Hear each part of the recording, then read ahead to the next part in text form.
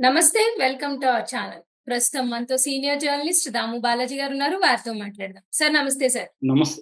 Sir ఉత్తరప్రదేశ్‌లో జరుగుతున్న మహా కుంభమేళాలో ఘోర ప్రమాదం జరిగింది. తొక్కిసలాట జరిగి చాలా మంది చనిపోవడం అనే న్యూస్ వచ్చింది సార్. నిన్న ఆల్రెడీ మీరు మాట్లాడారు.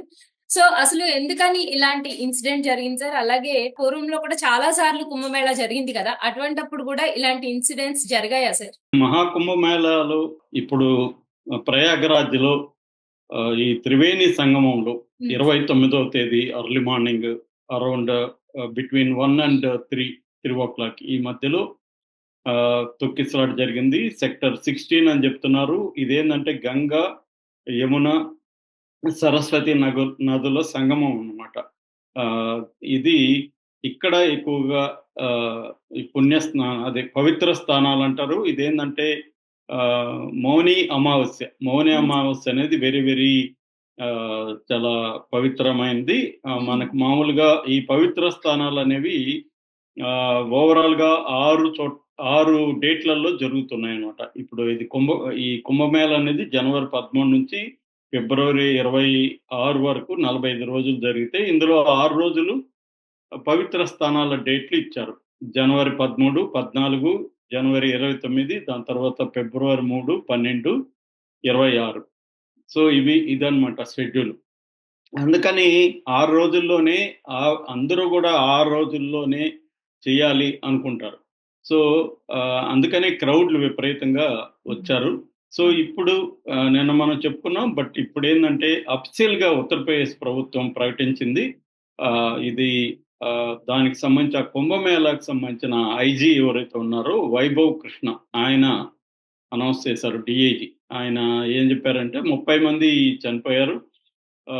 ఒక 60 మంది వరకు గాయపడ్డారు అనేది ఆయన చెప్పాడు. బట్ కొన్ని మీడియా ఛానెల్‌లు అక్కడికి వెళ్లి ఇండిపెండెంట్‌గా సర్వే చేశాయి.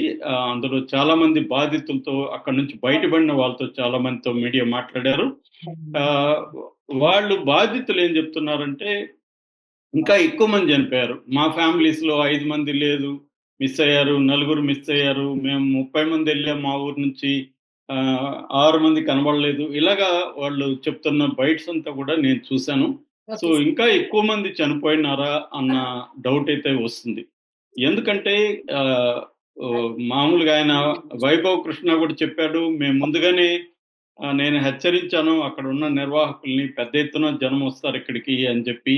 అయినా గూడా మేము ఊహించిన దానికంటే ఎక్కువొచ్చారు. దాదాపు మేము 10 లక్షల వరకు వస్తారని ప్రిపేర్ అయితే, ఇంకా ఎక్కువ మంది వచ్చేసారు. దానివల్ల అక్కడేందంటే, అది మన నోస్ ఆకారంలో ఉంటదనమాట. నేరోగా ఉంటది ఆ స్పాటు. ఆ కలిసే స్పాటు. అందువల్ల నిడివి తక్కువగుంటది. సో, అక్కడ మునగడం అనేది అంత పెద్ద స్థాయిలో కష్టమనమాట. అందుకని ఈ ప్రమాదం జరిగిందని చెప్తున్నారు. అయితే ఇంకా ఎక్కువ మంది చనిపోయినట్టుగానే మనకి రిపోర్ట్స్ అయితే వస్తున్నాయి. అయితే మీరడిగిన రెండో ప్రశ్న ఏందంటే ఇది కుంభమేళాలు ఎప్పటినుంచో జరుగుతున్నాయి గదా! ఇంతకు ముందు గూడా జరిగిందంటే ఖచ్చితంగా జరిగాయి. మనకి మామూలుగా 1927 తర్వాత 1950లో గూడా తొక్కిసలాటలు జరిగాయి. బట్ దానికి సంబంధించిన డేటా అయితే లేదు గానీ, స్వాతంత్రం వచ్చిన తర్వాత 1954లో అతిపెద్ద తొక్కిసలాట జరిగింది. చరిత్రలోనే అతిపెద్ద తొక్కిసలాట జరిగి 800 మంది చనిపోయారు హ్మ్. అప్పుడు. దానికి కారణం ఒక ఏనుగని గూడా చెప్తారనమాట. ఒక ఏనుగు ఏనుగు. వల్లనే హ్మ్.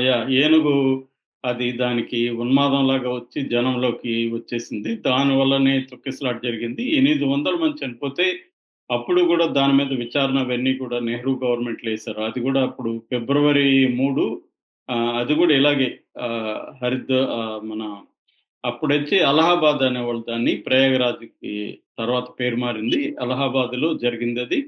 సో, అక్కడ అప్పుడు ఆహ్, దాదాపు 800 మంది చనిపోయిన తర్వాత నెహ్రూ ప్రధానంగా ఏమన్నంటే వీవీఐపీలు వల్లనే ఇది జరిగిందనేది కూడా ఇప్పుడు నెహ్రూ చెప్పాడు. వీఐపీలని రావద్దని కూడా ఆయన పిలిపిచ్చాడప్పుడు.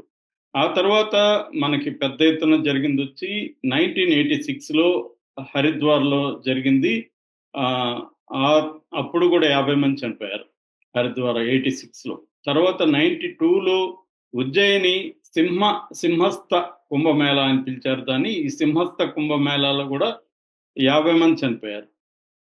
అప్పుడు కూడా. దాని తర్వాత 2003లో నాసిక్‌లో జరిగింది. నాసిక్‌లో 30 మంది చనిపోయారు. 100 మందికి పైగా గాయపడ్డారు. అప్పుడు కొంతమంది సాధువులు వెండి నాణాలు ఫ్రీగా ఇచ్చారు. ఆ వెండి నాణాలు తీసుకోవడానికి వెళ్లి చనిపోయారన్నమాట. ఆ తర్వాత 2010లో హరిద్వార్‌లోనే 5 మంది చనిపోయారు. ఈ తొక్కిసలాటలో. దాని తర్వాత లేటెస్ట్ అంటే 2013లో ఈ ప్రయాగ్‌రాజ్‌లో 36 మంది చనిపోయారు. 50 మంది వరకు గాయపడ్డారు. సో, మనం చరిత్ర చూస్తే కుంభమేళాల్లో ప్రతిసారి కూడా ఆల్‌మోస్ట్ ఏదో ఒక తొక్కిసలాట అయితే జరుగుతుంది. జనం చనిపోతూనే ఉన్నారు. ఎందుకంటే ఇది నేను నిన్న కూడా చెప్పాను. ఇది largest and oldest religious congregation అన్నమాట. దీన్ని యునెస్కో వాళ్ళు కూడా ఇంటాంజిబుల్ కల్చరల్ హెరిటేజ్‌గా పిలిచారు. మామూలుగా యునెస్కో వాళ్ళు టాంజిబుల్ కల్చరల్ హెరిటేజ్‌గా కొన్ని సైట్‌లను గుర్తిస్తారు. టాంజిబుల్ అంటే కంటికి కనబడే బిల్డింగ్స్ గాని అట్లాంటివి. ఇది ఇంటాంజిబుల్ అంటే ఒకసారి వచ్చి వెళ్ళిపోయినా కూడా అదొక కల్చరల్ హెరిటేజ్‌గా యునెస్కో కూడా గుర్తించింది. ఈసారి మోడీ ప్రభుత్వం గాని, ఉత్తరప్రదేశ్ ప్రభుత్వం గాని దీన్ని పెద్ద ఎత్తునైతే నిర్వహించడానికి ఏర్పాట్లయితే చేశారు. అవును సార్. దాదాపు 40,000 హెక్టార్ల పరిధిలో ఇవి జరిగాయి. మొత్తంగా హరిద్వార్, ఉజ్జయిన్, నాసిక్, ప్రయాగ్‌రాజ్ ఈ 4 ప్లేసుల్లో జరుగుతుంటాయన్నమాట ఇవి. సో, దీనికి దాదాపు 407 మంది డాక్టర్‌లని, 700 మంది పారా మెడికల్ స్టాఫ్‌ని నియమించారు. 24 గంటలు 24/7 అత్యవసర సేవలుంటాయన్నమాట. ఒక 100 బెడ్ల సెంట్రల్ హాస్పిటల్ అని అక్కడ ఏర్పాటు చేశాడు. దాంతో పాటు అక్కడ ఒక భీష్మ క్యూబ్ అని ఒక చిన్న ఇది ఏర్పాటు చేశారు. అందులో ఒకేసారి 200 మందికి ట్రీట్మెంట్ ఇచ్చే ఒక కార్యక్రమం కూడా ఉంది. అట్లాగే 40,000 మంది పోలీసులను అక్కడ మోహరించారు. దాంతో పాటు పారామిలిటరీ బలగాలు ఇవన్నీ కూడా ఉన్నాయి. అట్లాగే దీనికోసం 450 కిలోమీటర్ల రోడ్లు వేశారు.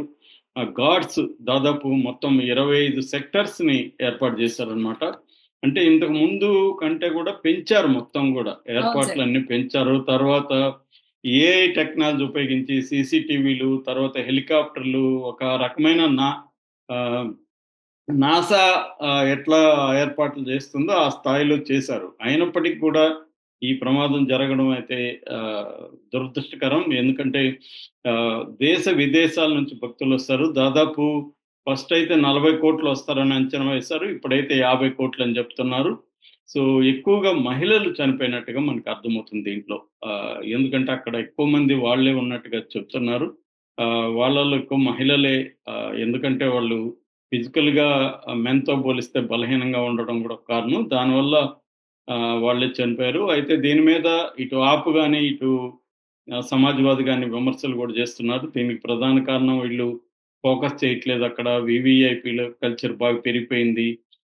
ఇక్కడ వీళ్ళంతా గూడా ఆహ్, యోగి గాని, మిగతా బీజేపీ నాయకులందరూ కూడా ఢిల్లీకొచ్చి ఇక్కడ చేస్తున్నారు. ఎలక్షన్‌లలో గాని అక్కడ కేంద్రీకరించట్లేదు. భక్తుల మీద వీళ్ళకి ఏమాత్రం శ్రద్ధ లేదు. ఈ విమర్శలన్నీ వస్తున్నాయి. దాన్ని బీజేపీ వాళ్ళు తిప్పికొడుతున్నారు. ఇవి జరిగినప్పుడు మామూలే రాజకీయంగా అవును ఇవి సార్. వస్తాయి. కానీ ఇప్పుడు గూడా ఇంకా 26థ్ వరకు ఉంది కాబట్టి ఇటువంటివి పునరావృతం కాకుండా చూసుకోవాలి. బట్ భక్తులు మాత్రం చనిపోయినా గూడా ఏమాత్రం తగ్గలేదంట. సేమ్ వస్తున్నారు. చాలామంది ఏమనుకుంటున్నారంటే అక్కడ చనిపోవడం గూడా గ్రేటే అని గూడా అనుకునేవాళ్ళుండారు. న్యూ వస్తుంది అని. అవును. అవును సార్. పుణ్యం వస్తుందనే ఇది గూడా ఉన్నారు. సో, ఏదేమైనా ఇది అతి పెద్ద ప్రమాదాల్లో ఇదొకటిగా చెప్పుకోవచ్చు. 7,500,00,00,000 దీనికి ఖర్చు పెట్టి చేస్తుంది ప్రభుత్వం. 2,00,000,00,000 వరకు ఇన్‌కమ్ వస్తుందనేది గూడా చెప్తున్నారు. ప్రపంచవ్యాప్తంగా దీనికి పేరు వచ్చింది. మీడియా గూడా అలా 12 ఏళ్లతో పోలిస్తే ఇప్పుడు మీడియా ఉంది. ఎందుకంటే ఇది ఆహ్, మహా కుంభమేళా అంటారు దీన్ని. కుంభమేళా గాదు. కుంభమేళా అంటే 12 ఏళ్లకు ఒకసారి వచ్చేది. మహా కుంభమేళా 12/12 144 ఏళ్లకి ఒకసారి వస్తుంది. సో, ఇటువంటి మళ్ళీ ఈ కుంభమేళా అయిపోయే వరకు ఇటువంటి ప్రమాదాలు జరగకుండా చూసుకోవడం అయితే మోడీ అండ్ యోగి మీద డిపెండ్ అయింది. Yes sir. Right sir. Thank you sir.